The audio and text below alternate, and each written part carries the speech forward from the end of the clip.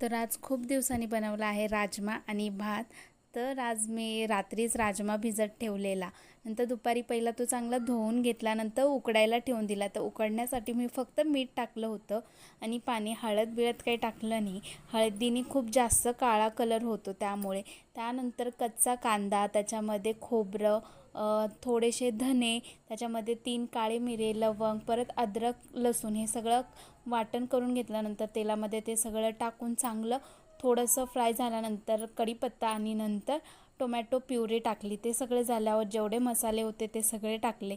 मस्त त्याला चांगलं शिजवून घेतलं, म्हणजे चांगले मसाल्याला तेल सुटेपर्यंत. त्याच्यानंतर शिजवलेलं जे राजमा शिजवलेलं पाणी होतं तेच मी त्याच्यामध्ये टाकलं. त्यानंतर राजमा टाकलं ना, अशा पद्धतीने राजमा मस्त तयार झाला. तुम्हाला कसा वाटला नक्की सांगा. लाईक करा, शेअर करा आणि सबस्क्राईब करा.